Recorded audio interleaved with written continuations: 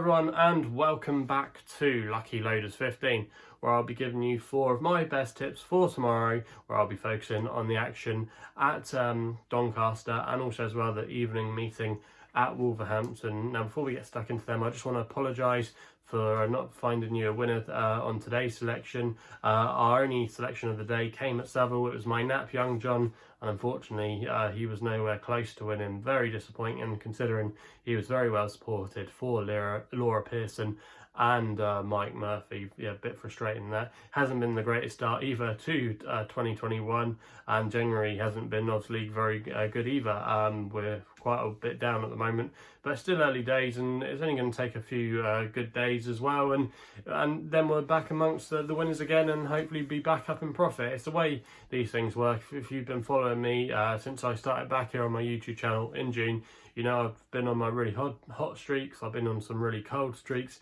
It's just the way the tipping game goes, but fingers crossed we can move into next week with some winners and get off to a flyer on Monday. So let's get into the tips then for tomorrow. Now, I have to say that I am giving all the prices here with William Hill. I'm recording this video just after 3:30 because I do have an interview to do with the In the Saddle podcast tonight. So yeah, this video is going to be slightly earlier than usual. So these are the prices at the current time of recording. And we're going to be going to Doncaster tomorrow for my first selection. Now, my Irish followers will probably be able to correct me here, but I'm about to make a shocking pronunciation. In the 12:30 tomorrow, my first tip of the day is going to be my Longshot. You can currently back this horse at the time of recording at 12-1, and I'm going to recommend a 0.5 each way selection, 5 places on offer with William Hill, and the horse is called Uisce. I think that's how you pronounce it, something along those lines.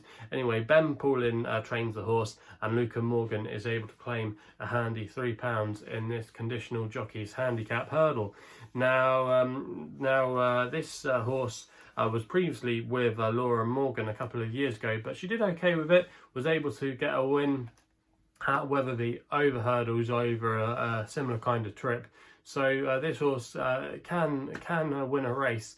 And so far, since joining Ben Paulin's, a few mixed results. Ran okay at Ludlow to finish 5th, and was still travelling okay last time out at Catterick when this mare fell over fences halfway through the race. Hard to know, obviously, where we're at with this horse, but she has been showing signs that she could be in the mood for it, you know. And she's going to be going back over hurdles tomorrow, which I don't think is a bad move at all. Get her confidence back. But she's down to a mark now of 92, which is only £1 higher than her win at Wetherby. And with Luca Morgan claiming a handy £3 into the bargain, even better. But yeah, she's a very good staying mare, this horse. She stays very well. And her win at Wetherby will be hopefully quite similar to Doncaster tomorrow in the way she'll be running, because Wetherby's a very similar track to Doncaster, left-handed, and with a long home straight. You often find, or I often find, a lot of horses that do well at Wetherby can always normally transfer their form to Doncaster, which I'll probably mention about with 1 or 2 other selections a little bit later. But I think there's lots to like about this horse running well tomorrow at a big price.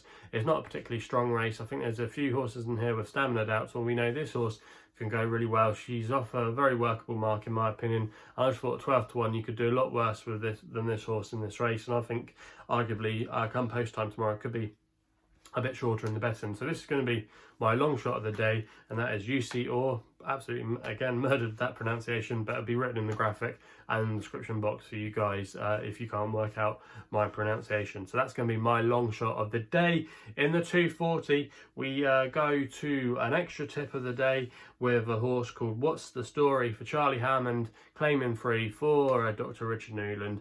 Now, this horse is going to be the only mare in the lineup tomorrow, and I thought she ran a little bit better than the bare results suggested on her chase debut at Seville. She ran in a mare's chase, a novice mare's handicap chase, and despite the form had taken a couple of knocks, the first 2 haven't done much for the form at all, have been really disappointing.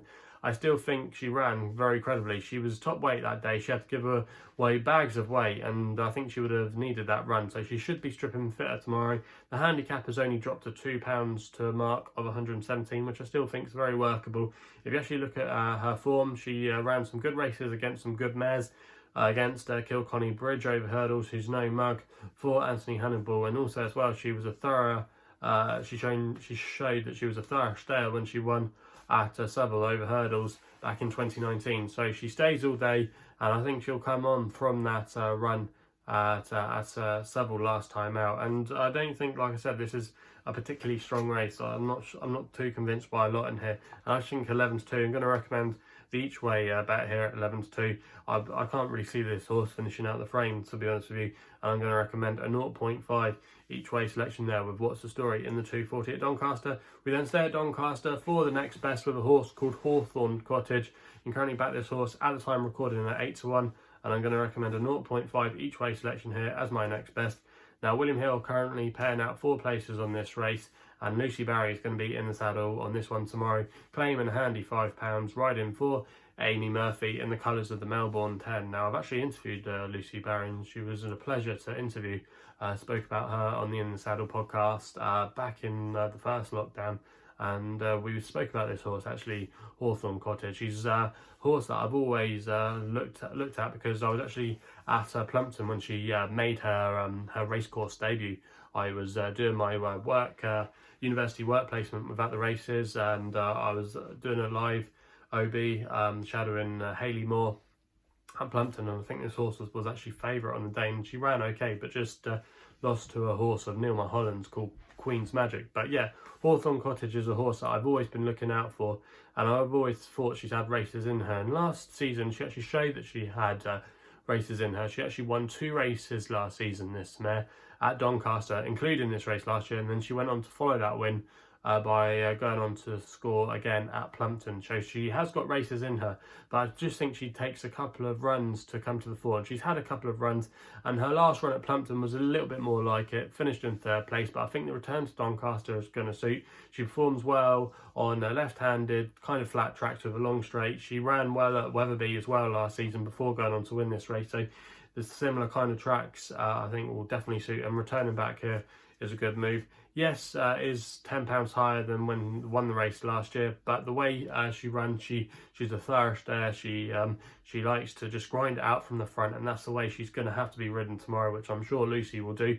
Also as well, blinkers are going to be added for the first time, and it just might focus her to keep her mind on the job. She is a bit of a quirky customer, but I think at 8 to 1, she's got a really good chance tomorrow of going close again and repeating her victory that she did in this race last year. And I think at 8 to 1, that's a big price there. So that's why Hawthorn Cottage is going to be my next best of the day. We then go to the evening racing at Wolverhampton in the 5:15 with a horse called Love of Zoffany for Mark Johnston and Ben Curtis. Now, Mark Johnston's stable are in flying form at the moment, and you currently back this horse at 6 to 1. And when I was looking at this race, I couldn't believe the price of this horse. I'm going to recommend a 1 point each way bet as my NAPP tomorrow, because I think this horse has got a very good chance tomorrow. Now, Ben Curtis is booked for the ride. Now, last time we saw this horse, Love of Zoffany, you might remember it ran against NAPP that actually won. Yeah, I actually tipped a winner here on my YouTube channel. That was Global Vision towards the end of last year at Newcastle in a nursery. Now, Global Vision had some good runs to his name, but had arguably been a little bit unlucky. But I thought the track at Newcastle would really suit him last time, and it really did. That stiff track over 7 furlongs was a real good move there by James Tate. But this fella, Love of Zoffany, was also in that race and wasn't too far beaten, finishing in 3rd, carrying the same weight.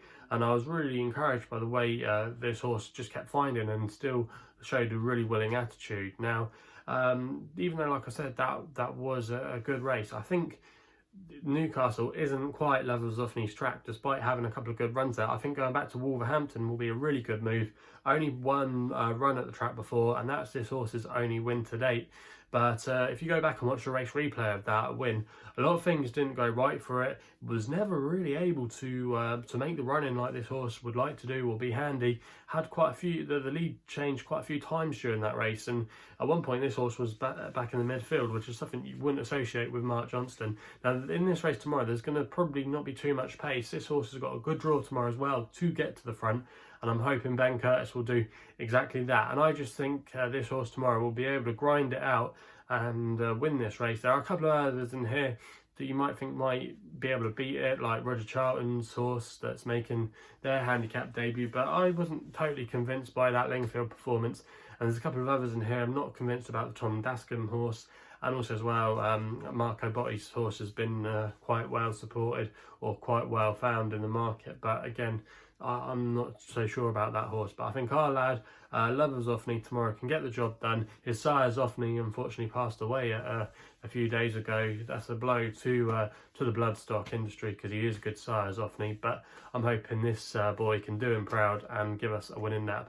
And I think 6-1, this one is a bit of a big price. So quickly then, just go through the selections then tomorrow. In the 12:30 at Doncaster, we go with Uisce or 12-1 each way, 0.5 with William Hill, 5 places. In the 2:40 Doncaster, stay in there, Whatsdastory, 11-2, 0.5 each way.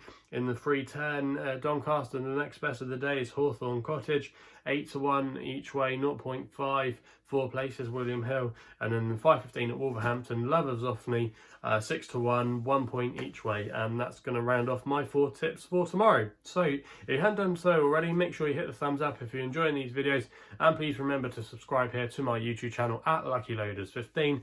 If you want to follow me on Twitter, you can do, where my handle is at LuckyLoader15. And if you want to find out a little bit more about myself, my website address is www.chrisloaderracing.co.uk. So please game responsibly. Hopefully we can have some winners tomorrow, and we'll be seeing you soon.